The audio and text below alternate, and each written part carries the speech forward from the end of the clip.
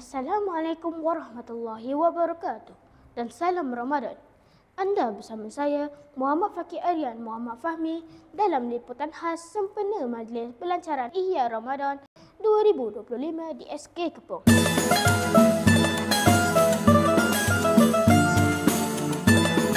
Alhamdulillah, pada 2 Mac 2025 warga SK Kepong telah berhimpun Dewan Sekolah bagi menyambut kehadiran bulan yang penuh keberkatan, iaitu Ramadan Al-Mubarak. Majlis yang berlangsung penuh kemeriahan ini telah dimulakan dengan bacaan ayat suci Al-Quran dan doa yang dipimpin oleh Ustaz Muhammad bin Badrul. Majlis diteruskan dengan ucapan perasmian oleh Tuan Guru Besar Encik Muhammad Zakri bin Harun yang menekankan kepentingan menghayati Ramadan sebagai bulan terbiak, bukan sahaja untuk meningkatkan ibadah, tapi juga membentuk sasiah diri yang lebih baik.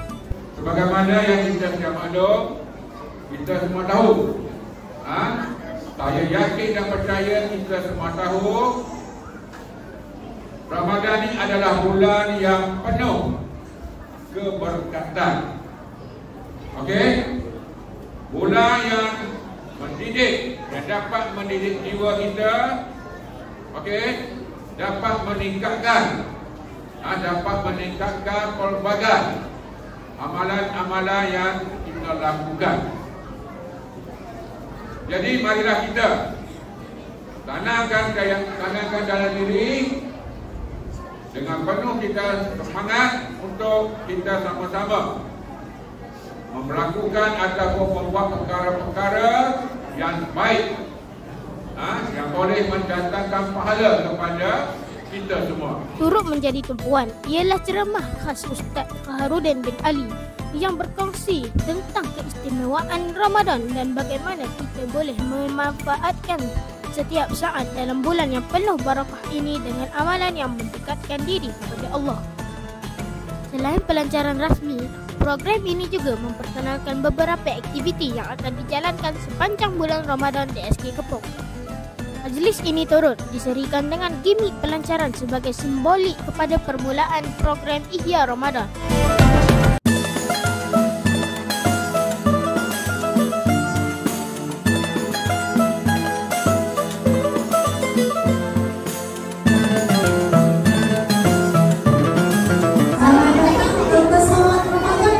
Dengan nombor penerbangan TBA 3026. Sila pakai tali pinggang puasa. Terapkan sandaran solat. Tutupkan meja dosa di depan anda. Dan buka penutup tingkap dengan amal dan takwa. Pesawat ini mempunyai 3 pintu kecemasan. Pintu pahala ada di hadapan anda. Pintu keampunan ada di tengah-tengah dan pintu kebajikan ada di belakang anda. Di atas sebab-sebab keselamatan, diharap anda tidak menghentikan segala jenis hubungan propaganda dan segala rasa iri hati dilarang. Penerbangan ini juga dilarang sebarang asap perselisihan. Selamat menikmati penerbangan anda. Kami mengucapkan mohon maaf zahir dan batin. Marhaban ya Ramadan, Ramadan Karim. Dengan pelaksanaan program Ihya Ramadan 2025 ini, diharapkan murid-murid SK Kepong dapat mengambil peluang untuk memperbaiki amalan, memperbanyakkan ibadah dan menjadi insan yang lebih bertakwa. Sebenarnya aktiviti yang kita rancangkan ini sesungguhnya memberi impak yang baik pada murid-murid. Kerana aktiviti ini seringkali berlaku dalam kehidupan seharian. Cuma kita nak upgradekan sedikit supaya lebih bermakna lah, orang kata lebih bermakna, insya-Allah. Sekian sahaja laporan saya dari TV Podcast. Wassalamualaikum warahmatullahi wabarakatuh.